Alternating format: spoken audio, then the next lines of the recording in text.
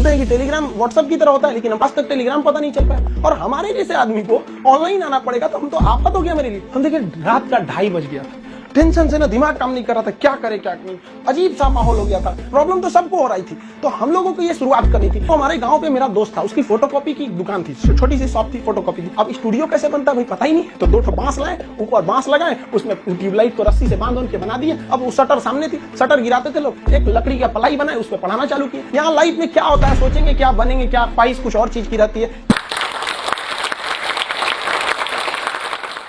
जय हिंद। बेहतर से बेहतर होने का तलाश करें, मिल जाए नदी तो समंदर की तलाश करें। टूट जाते हैं शीशे पत्थर की चोट से, पत्थर टूट जाए ऐसे शीशे तलाश करें। आज हम आपसे बीच में बात करते हैं अपने बचपन की कुछ कहानियों के। देखिए हमारा परिवार एक जॉइंट फैमिली में, हम लोग एक छोटे से परिवार में जन्म लिए। सब लोग एक साथ रहते थे, अंकल सबका परिवार यहाँ पे। उसमें हम लोग के मकान के भी एक कमरे थे जिसमें हम लोग रहते थे। बचपन में हम बहुत बदमाश थे, मेरी मम्मी को सबसे ज्यादा परेशानी थी। क्योंकि जॉइंट फैमिली होने की वजह से क्या होता था कि परिवार में बहुत लोग रहते थे, मोहल्ले वाले, पड़ोस वाले। और उस समय मोबाइल वगैरह नहीं होती थी, हम लोग यही गुल्ली डंडा वगैरह वाला खेलते रहते थे। डेली किसी न किसी से हम झगड़ा किए रहते थे। मेरी मम्मी परेशान होकर रहती थी, करेगा क्या जिंदगी में, बहुत परेशानी हो जाती थी। और बचपन में थोड़ा सा फाइनेंशियली प्रॉब्लम होने की वजह से हर चीज लिमिटेड तौर पे मिला। स्कूल हम एक नॉर्मल से स्कूल में गए, और पेंसिल वगैरह तक का भी बचपन में हिसाब मिलता था। पेंसिल खरीद के आती थी, उसमें से आधा काट के आधा तुम लो आधा तुम लो, तुम्हारा पहले कैसे खत्म हो गया, तुम्हारा ज्यादा कैसे चला, काफी ये सब समस्याएं थी। घर के आगे एक कॉलेज था, उस कॉलेज में हम लोग जाते थे देखने के लिए, किसी का पेंसिल तो छूट नहीं गया, किसी का पेन, मतलब जो कुछ किसी का रह जाता था छुट्टी के बाद तो लेके आते थे लोग। या फिर किसी का मतलब कोई किसी के पेज में, किताब में, कॉपी में कुछ पेज सादा बच जाता था, तो हम लोग उसको कलेक्ट करके ले आते थे और मम्मी को देते थे। मम्मी देखिए इसमें 2 पेज सादा है, इसमें 3 पेज है, वो सबको ले आके एक जगह बनाते थे। मम्मी उसको सुई धागा से सिल देती थी और उसको हम लोग एक कॉपी बना लेते थे। आज भी आदत उसी में है। ये आज महंगी कॉपियों पे तो हाथ ही नहीं चलता है, वहां पर उसी भी आदत लग गई है वहां। और बचपन में हम लोग के घर पे गाय वगैरह भी थी, छोटे छोटे जानवर वगैरह, ये सब के पालने में इन लोग के लिए करते रहो। ये सब करते करते बचपना निकल गया।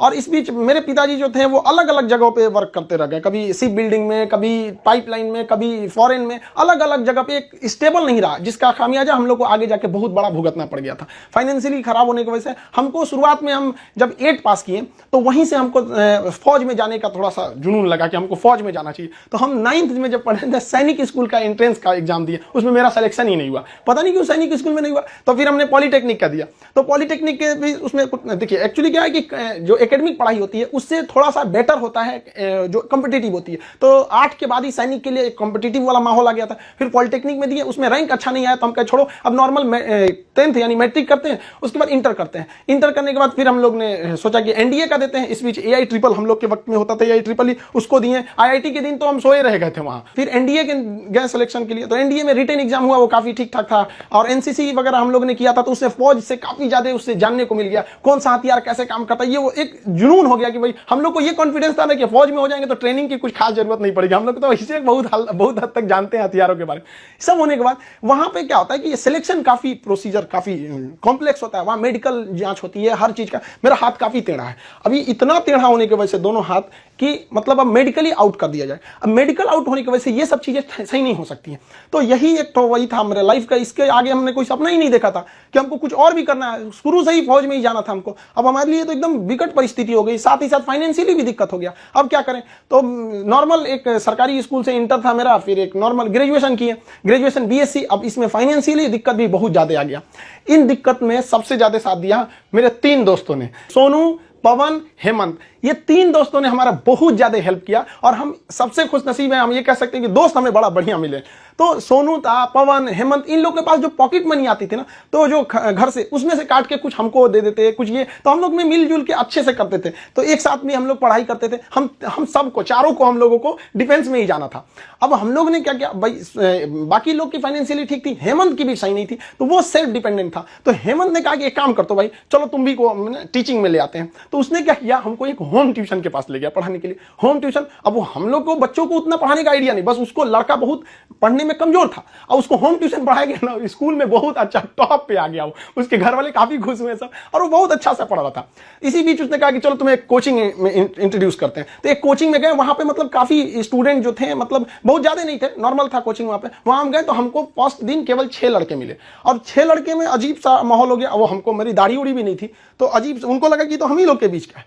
तो हम 6 बच्चे को पढ़ाए, हमको भी खुद एम्बेरस फील हो रहा था कि ये लोग हमको उस तरह से देख क्यों नहीं रहे हैं।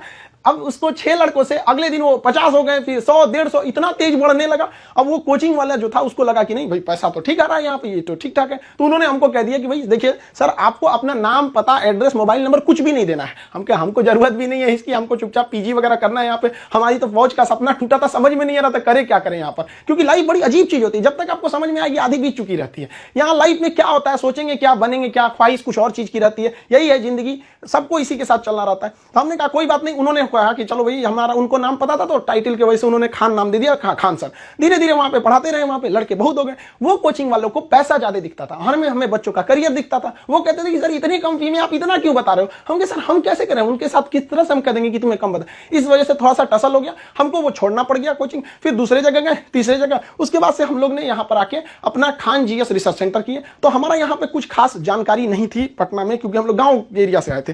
तो यहाँ पे कुछ पार्टनर्स वगैरह को कुछ ढूंढे यहाँ के लोगों को, उन लोगों ने तो सत्यानाश ही कर दिया। उन लोगों ने सारा चीज 6 महीने बाद उन लोगों का फुल प्लानिंग था कि कोचिंग को हड़प लेना है। उन लोगों ने कहा कि बेंच भी मेरा, कुर्सी मेरा, पंखा में, सब कुछ। हम तो परेशान हो गए, मेरे पास कुछ भी नहीं बचा। ये हाल कर दिया लोगों ने कि हमारे जेब में केवल 40 रुपया बचे थे और घर लौटने के लिए 90 रुपए चाहिए था। हम परेशान हो गए, भाई कम से कम 90 तो छोड़ो, घर चले जाए यार, पे यहाँ पे क्या कर दिए। कोई दिमाग काम नहीं कर रहा था। तो गंगा के किनारे हम बैठे थे शाम के वक्त में, टेंशन में। यहाँ पर सोचे कि अब टेंशन में जाएंगे, अब रूम।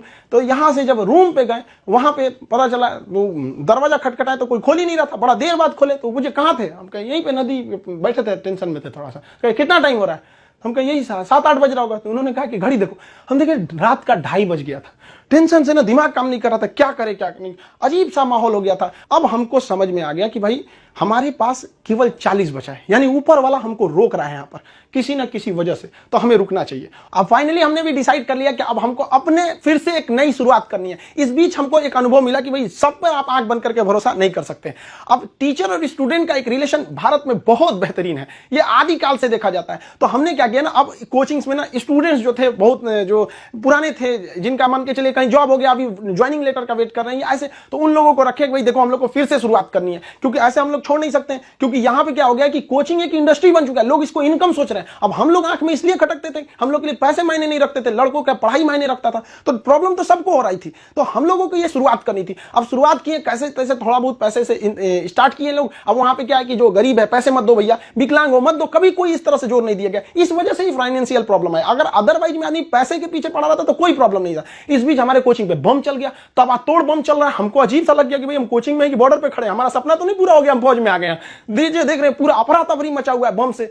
इतनी तबाही हो गई, हमको मतलब एकदम लास्ट में आ गए कि हमको अब लगता है यहां से छोड़ देना पड़ेगा। फिर लड़कों ने कहा कि सर आप हाँ हिम्मत मत हारिए। हमारे कोचिंग में, हमारा जो कैंपस है इसके अगल बगल में 17 कोचिंग है, सबका शटर बंद हो गया, सब लोग भाग गए। लोग, हम लोग अकेले, भाई कम से कम कोई पूछते भी आता तो कम से कम एक सहानुभूति लगती है।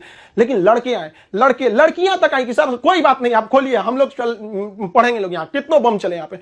तो हम क्या किए, पूरे कैंपस में मेरे कोचिंग पे सुबह में बम चला था, शाम वाले बैच में पूरे फुल प्लेजेड से स्टूडेंट आए थे, और जो बच्चे पढ़ रहे थे उसके अगले बैच के बच्चे नीचे खड़े होकर कह रहे थे कि अगर बम चलेगा तो पहले हमारे ऊपर बम चलेगा, कोचिंग को कुछ नहीं होने देंगे। बहुत हेल्प हुआ हमको यहाँ पर, बच्चों ने ही हमको बहुत ज्यादा सपोर्ट किया। और धीरे धीरे ऊपर वाला सबको देखते रहता है, क्योंकि हम दूसरे के सीसीटीवी कैमरे से बच सकते हैं, ऊपर वाले के सीसीटीवी कैमरे से नहीं बच सकते हैं। और अचानक साथ मिला, सारे बच्चे देखते देखते हमने बच्चों के लिए लाइब्रेरी भी डाला, वो पटना का सबसे बड़ा लाइब्रेरी हो गया, फिर कोचिंग बड़ा हो गया, सब कुछ सही हो गया। लड़कों का रिजल्ट आने लगा, सारे लड़के खुश हो गए। और खास करके उस बैच के लड़के जो पढ़ रहे थे और जिनके पास बम्बार्डमेंट हुई थी, वो भी उनके लिए पहला अनुभव था। सब डर गए थे कि आखिर क्या हो रहा है, और देखते देखते सब कुछ सही हो गया। तब तक अचानक बीच में आ गया कोरोना, और कोरोना ने लॉकडाउन किया और सब चीज घर के अंदर हो गया, और हम लोग के लिए एकदम नया अनुभव।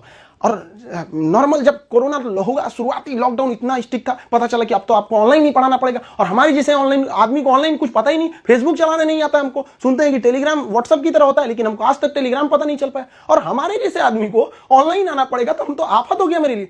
तो हमारे गांव पे मेरा दोस्त था, उसकी फोटोकॉपी की दुकान थी, छोटी सी शॉप थी फोटोकॉपी की। अब आप समझ सकते हैं फोटोकॉपी की दुकान पे क्या इंफ्रास्ट्रक्चर, कितनी बड़ी बिल्डिंग तो होगी नहीं, छोटा सा जगह था। अब वो शटर सामने थी, शटर गिराते थे लोग, एक लकड़ी का पलाई बनाए उस पर पढ़ाना चालू किए। पता चला सामने से पुलिस की गाड़ी जाती थी, तो शटर के अंदर हम लोग पड़े हैं, पसीना हो रहा है, वैसे पुलिस का सायरन आ रहा है, आवाज आ रहा है। लड़के कह रहे सर कैसे वीडियो बना रहे हैं, कहां से बना रहे हैं, ना लाइट सही है ना आवाज सही है। हम भाई हमको यही है जो है यहाँ पे। मेरा सारा सेटअप, जो पढ़ाने का इंस्ट्रूमेंट होता है, जो पीछे पैनल लगे होते हैं पढ़ाने के के लिए, वो सारा पटना में रह गया था और हमारे गांव में ऐसी व्यवस्था नहीं थी, हम क्या करें। और जो 2020 का लॉकडाउन था बहुत ही स्ट्रिक्ट लॉकडाउन था, तो उस लॉकडाउन में हमको आना था पटना, कैसे भी आने का कोई साधन नहीं था, तो हम ट्रक के क्लीनर बन के आए थे। खलासी जो होता है, ऐसे गंजी पहन के गमछा बांध लिए थे, चलो चलो चलो, ऐसे क्लीनर बन के आए, यहाँ पे खुद ही लोड किए, सब कुछ किए और लेके जाए। अब स्टूडियो कैसे बनता है भाई पता ही नहीं, तो 2 बांस लाए, ऊपर बांस लगाए, उसमें ट्यूबलाइट को रस्सी से बांध के बना दिए और वैसे ही पढ़ाना चालू किए लोगों को। अब वहां मेरे पास हर साधन आ गए पढ़ाने वाला, अब लोगों को समझ में आने लगा, धीरे धीरे धीरे धीरे लोग पसंद करने लगे यहाँ पे, हाँ ये बात सही है। अब हमारे एक दिल्ली के हमारे एक मित्र हैं मिश्रा जी, उन्होंने सारा सेटअप किया कि ये कैमरा ठीक रहेगा, ये लाइटिंग ठीक रहेगी, ऐसे ऐसे सही रहेगा, उन्होंने बहुत बेहतर काम कर दिया, मेरे लिए अच्छा हो गया। अब इस बीच अब लड़कों का कोर्स चालू करने के लिए एप्लीकेशन बनाने लगे, तो धीरे धीरे धीरे धीरे लड़के एप्लीकेशन पे देखने लगे यूट्यूब पे। और हमको तो आज तक समझ में नहीं आया कि यूट्यूब पर एजुकेशन के फील्ड को हम ऐसे देखते हैं कि वो लोग भी कमेंट करते हैं, कहते हैं कि सर हमारा किसी जनरल कंपटीशन, हम किसी कंपटीशन की तैयारी नहीं करते हैं, ना ही हमको कोई एग्जाम से मतलब है, फिर भी हम देखते हैं। हमको इस बात की इतनी खुशी होती है, इसलिए नहीं कि वो लोग हमारा वीडियो देखते हैं, इसलिए कि जो लोग पढ़ाई छोड़ दिए हैं उनको भी इस बात का अफसोस है कि हमने पढ़ाई क्यों छोड़ा, और ये कंफर्म है कि वो अपने बच्चों को या समाज को आगे पढ़ने के लिए जरूर करेंगे। और इस देश को जो पीछे गया है उसको आगे ले जाने का एकमात्र रास्ता है शिक्षा, क्योंकि शिक्षा जिसके पास रहेगी वो कभी किसी से नहीं डर सकता है, अपने अधिकार के लिए खड़ा रहेगा। तो काफी खुशी होने लगी, लेकिन ऑनलाइन का हमको बहुत ज्यादा आइडिया नहीं लगा, तो धीरे धीरे धीरे धीरे क्या हुआ, संघर्ष आगे बढ़ा। अब होता क्या है कि लाइफ में कभी इंसान कोई लिफ्ट की तरफ बढ़ जाता है तो उसको काफी खुशी होती है, अरे बाप रे बहुत ऊंचाई पे आ गया। लेकिन जो सीढ़ियों की तरफ बढ़ता है ना, ऊपर जाके उसको एक थकान होती है, लेकिन दिल से एक सुकून भी मिलता है कि मेहनत से बढ़े, तो उसके लिए ऊंचाई बहुत मायने नहीं रखती है। तो जो लोग देखिएगा ना उतराने लगते हैं, अहंकार कर देते हैं, उस सबसे लिफ्ट से बढ़ा है सब